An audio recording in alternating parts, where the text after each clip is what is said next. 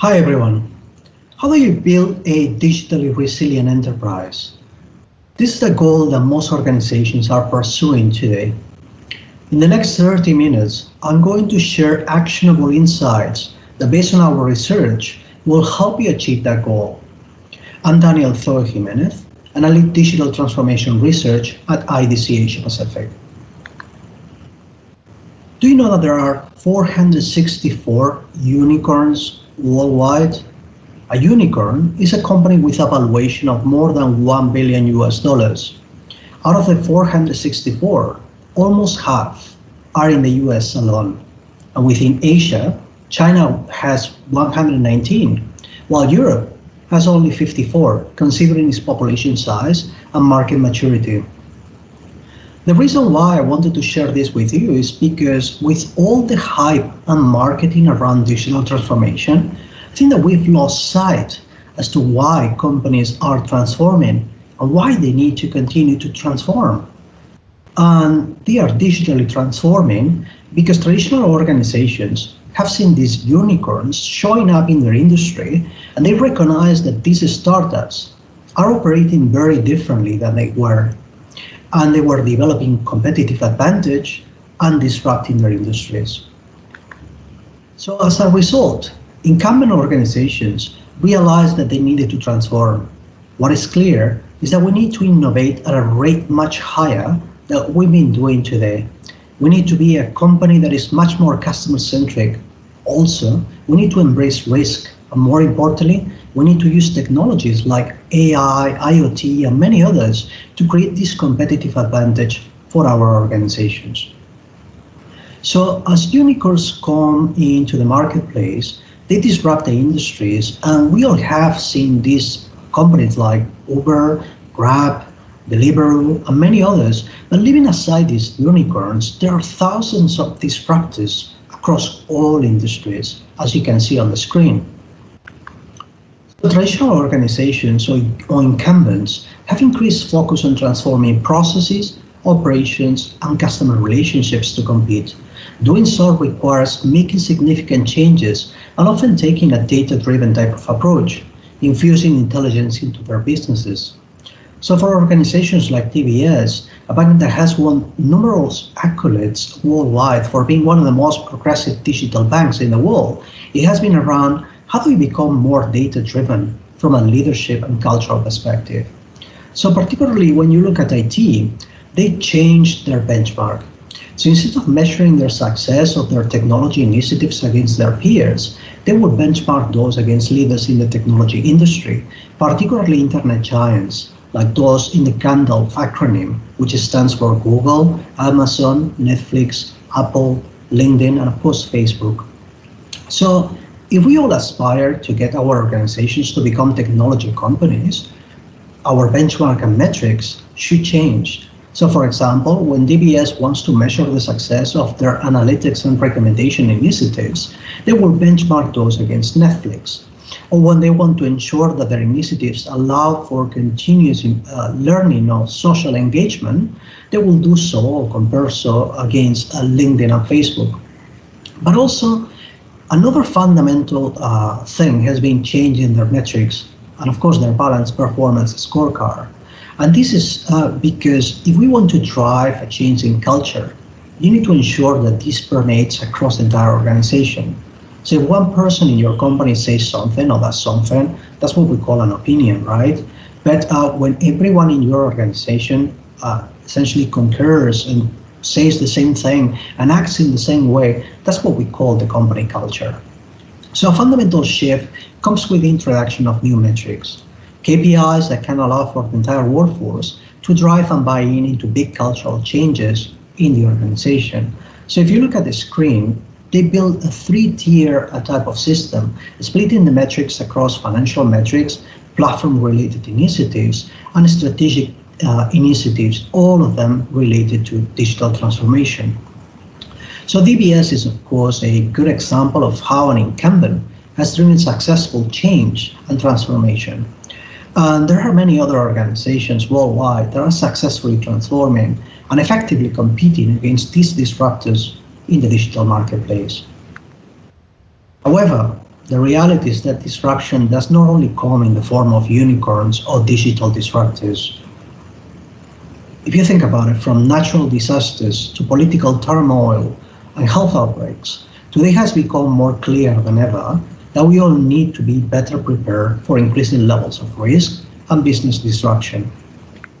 The current crisis is affecting us all, severely impacting public health and the global economy.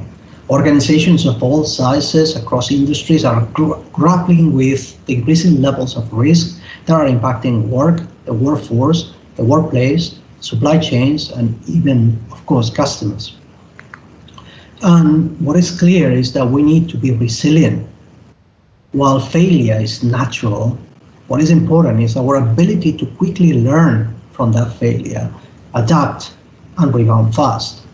In fact, our research indicates that what distinguishes DX leaders or digital transformation leaders from the rest is their ability to quickly adapt to change and be resilient. Digitally resilient organizations are agile and able to adapt to maintain their core business purpose and integrity when facing dramatic circumstances.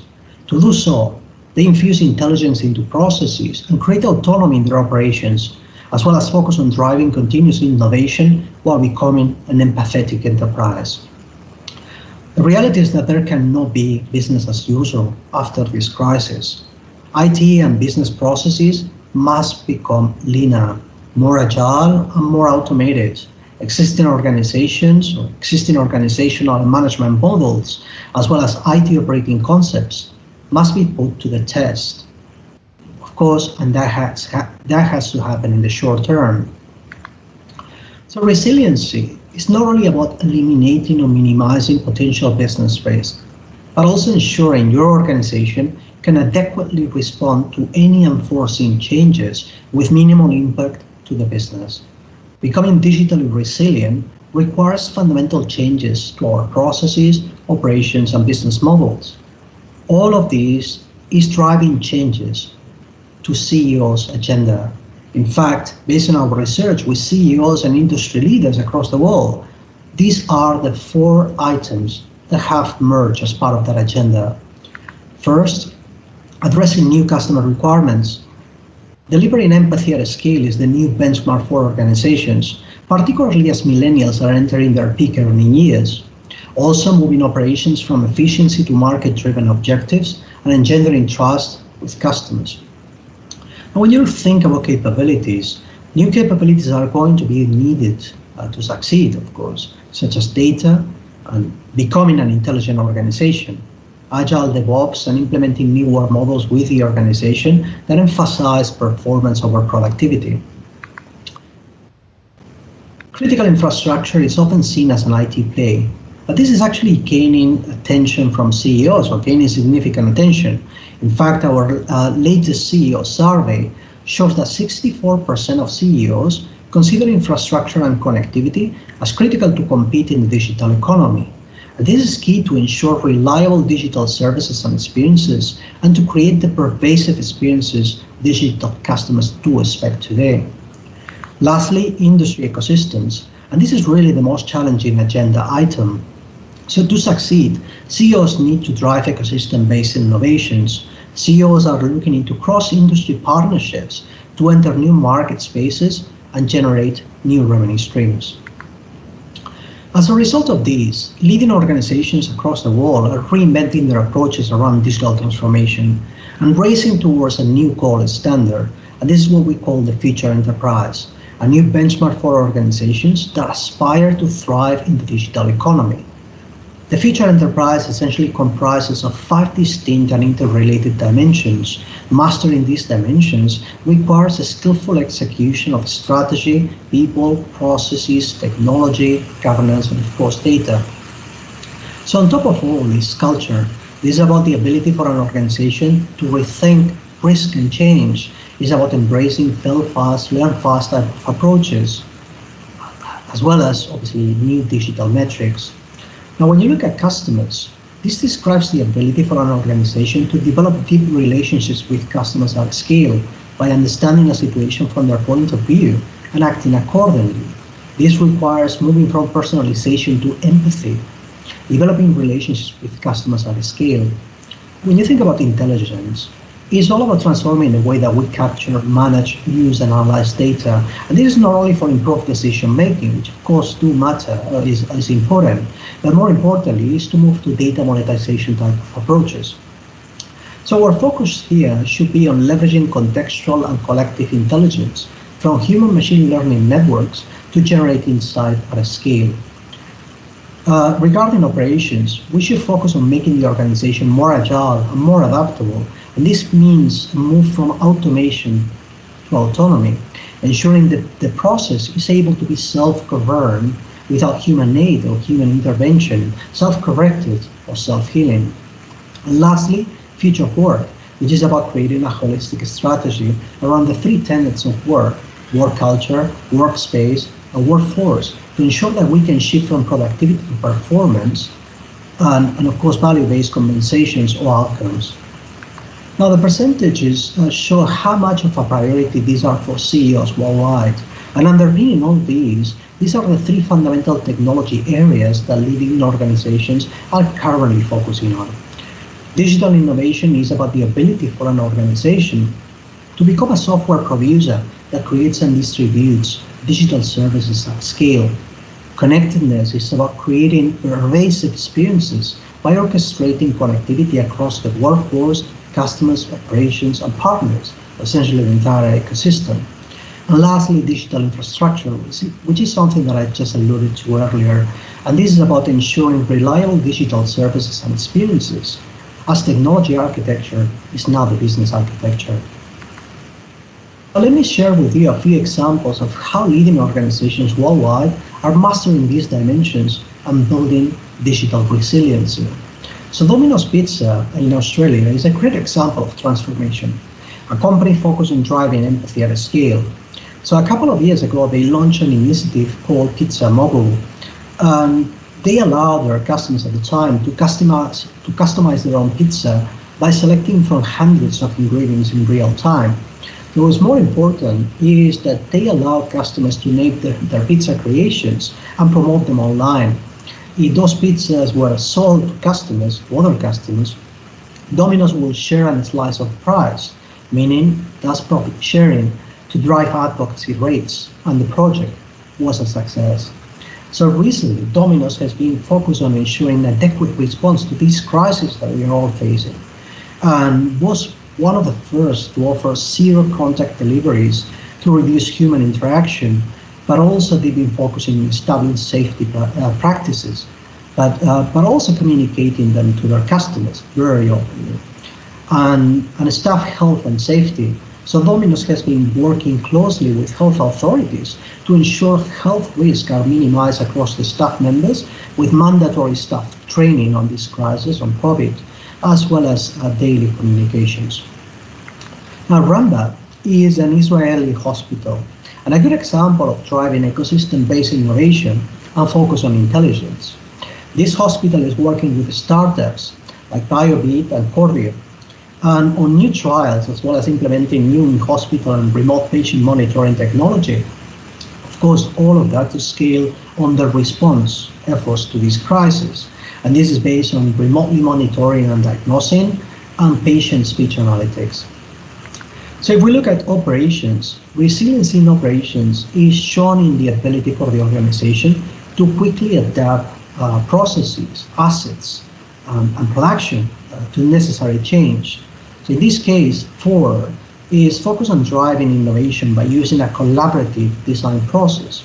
And there are several of these examples that we've seen emerging in the world, but I've selected this one because I consider that it is particularly interesting from the Americas region. So the company has partnered with GE Healthcare and 3M to redesign both healthcare masks and ventilators to fit for manufacturing capabilities. So if you're aware of these, the more popular pickup truck, where F-150 is made in only 52 seconds in their factories, right? So now what they want to do is to scale their production of masks and ventilators to reach similar levels. Lastly, work. And work is severely being impacted by this crisis from the workforce, with organizations increasingly using more robots, AI, and of course bots the necessary changes to the workplace environment to improve health and safety. So Cushman and Wakefield has been working on a prototype in their Amsterdam offices where carpet tiles can delineate a 6-foot radius around a desk. Also, it offers disposable paper mats that employees can place on a shared desk before laying down their laptops or keyboards. And in addition to this, a circular safe zone sign on the floor on an elevator will show you where to stand, something that we've also seen happening here across Asia. And of course, it's clear that those are great examples of leading organizations that have an active response that show a lot of that resiliency that I was talking about. But the average organization out there is not that advanced or not having a lot of those responses that I just talked about.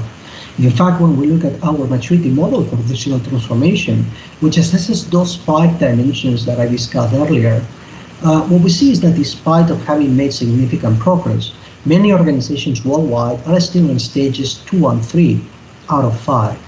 So organizations in the left, those that you see on the screen, or ad hoc, are the less advanced. And at that level, their business and IT initiatives are still disconnected and poorly aligned with their enterprise goals. Also, digital technologies, are only used to counter competitive threats. On stage 5, on the other hand, which is farther on the right of the screen, as you can see, is where we see the most advanced organization. That's on the farther right of the chart, obviously. So from a regional perspective, US is clearly the most mature region, closely followed by Europe and Asia Pacific, including Japan. So in a nutshell, when we look at the latest results of our maturity survey, digital transformation maturity survey, and we've been conducting this for several years, companies worldwide are making good progress, as shown obviously, as you can see on the chart, right? However, once organizations do reach stage 3, normally they get stuck and they cannot continue to make progress at the same pace. And this is because some of the challenges that they are facing do get exacerbated and they cannot move the needle enterprise-wide. So how do you make progress and move forward? In IBC, we've created a digital blueprint for success, and it all starts with the organizational structure and culture. And a huge part of the transformation is changing how we work. So on top of the culture, an organization is a strategy, and we find the digitally determined have a single strategy. And when it comes to financials, we see that digitally determined do demonstrate the inherent value that digital can bring to their businesses. And we also see that the digitally determined have created a digital platform that allows them to scale on these innovations. So I'm going to quickly navigate through this blueprint for the rest of the session and talk about how you can achieve the goals that I just highlighted. So one of the most fundamental problems we see is that too many digital strategies are taking place in one single organization. So in our recent C-suite survey, we found that organizations were either running digital as an impromptu effort, or they were running multiple digital strategies depending on the LOBs. Or lastly, they were running a single digital strategy, but that was only focused on short-term outcomes, as shown by 22% of organizations on the chart. These are the organizations that we call digitally distraught, and it's no wonder, really. It is difficult to accomplish a major transformation when your efforts are divided. And the digitally determined, on the other hand, they do have an integrated strategy, or even better, digital transformation is the entire business strategy. We also see that the same organizations that don't have a single strategy also don't have a single digital roadmap. Only 14% of companies do. And the rest are planning to build a roadmap in the next 12 to 24 months, or even in the next 12 months, or even they might have actually 2 roadmaps. And again, it's hard to get the required focus when the roadmaps and the investments are actually fragmented. Now, when it comes to financials, the challenge most companies are facing is their inability to demonstrate the inherent value of their DX projects or digital transformation projects. These companies are not seeing a transformational effect when they invest in technologies, and this impacts their ability to get more funding for more projects. Currently, the most common benefits more organizations get are cost efficiencies, productivity improvements, or revenue generation from existing products and services. And this is really far from all those promises that we heard about digital transformation, right? These are, in fact, only incremental improvements, and that's not really what we want. Why is this happening? And currently, what we see is that most organizations are only using lagging indicators to track DX progress. So I'm referring to rear view metrics of finance metrics like productivity, profitability, top line, bottom line. And the reality is that while those metrics are fundamental to report to our CFOs, the finance department, they already reflect part of the equation.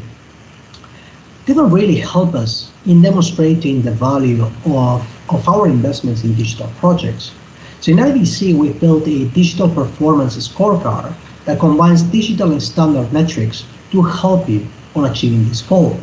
The reason why this is important is because you need to focus on tracking what really matters to your organization today. And the reason for that is because you can only improve what you can measure. So we are all being asked by our CEOs to drive more innovation. So how well do we really track those innovation initiatives across our companies? And the reality is that we don't do so well. Some of the metrics that leaders are using are currently represented on the slide that I'm showing you right now. So I would recommend you to actually take note of some of these metrics and apply them in your organization. The last challenge I would like to discuss today relates to technologies, particularly in how organizations use technologies to drive innovation. Normally, the need to innovate to stay competitive drives the creation of new use cases across different business domains or different lines of business. However, these pilot projects normally happen outside of the traditional enterprise IT platform environment. For example, it could be a predictive maintenance IoT use case in the after-sales support unit, or maybe a cloud-based Hadoop environment for big data analytics in engineering. And the reality is that despite these being standalone islands of innovation, these islands often deliver good value and potentially new revenue streams to your organization. However, what we normally see is that they are often driven by business departments outside of the realms of traditional IT, and hence it becomes very challenging to scale on these islands of innovation across the enterprise, and of course even more so integrate them back with traditional core IT systems. So to deal with these challenges, many organizations tend to set up a separate technology environment that is different from their traditional enterprise IT platform.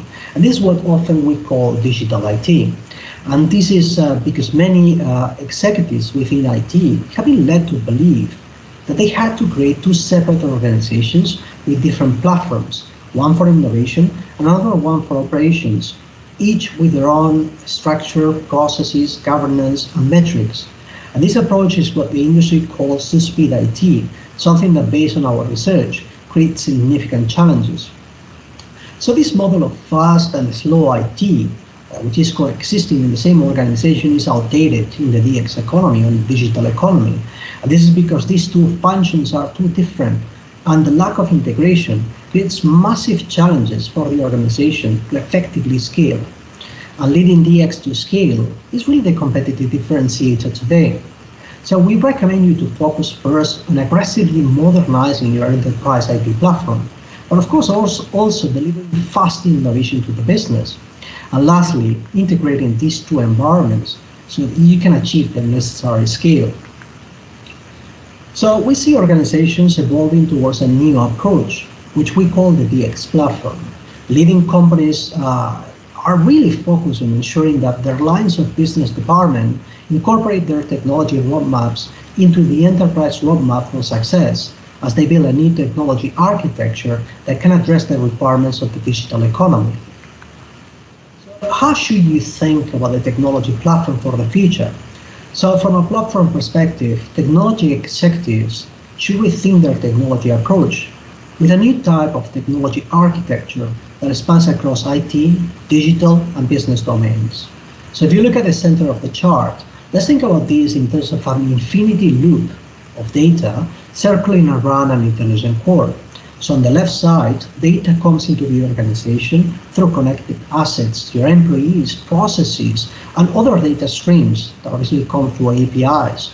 And this data circulates through the data core, which can pull out insights, and those insights will circle back into the organization as improve internal processes. So on the right side, data also comes in through the ecosystem engagements, through bots, maybe mobile devices, AR, VR, connected vehicles, and many others.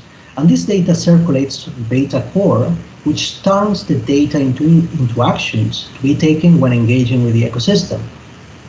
So this platform is built using service layers, and at the heart of this platform is the intelligent core. And this is where the algorithms, the code, and the models live, enabling the organization to collect the insights from the data. So what is important really is that data doesn't distinguish your company. It is what your company does with the data that will help drive that competitive differentiation. So the way in which your company builds the intelligent core will determine your company IP. And this platform will need to extend to IT, digital, and business domains. So the next layer in line is the developer services, which is where DevOps come into play and a lot of the app development. Now, when you look at engagement services, this is where you go external with partners and of course suppliers, and normally through APIs. And orchestration, this is about bringing everything together. It is a fundamental piece that allows for the exchange of data and services across the distributed technology architecture. Now, underpinning all this DX platform, you need to ensure that in building this DX platform, your infra is not only modernized, but also the point where you can re-architect for scale. That's going to be fundamental. So re-architecting for scale requires getting the foundations right. The basic technology stack is not working as expected, then the rest of the requirements cannot be met. This is about the hygiene factor, really, if you think about it.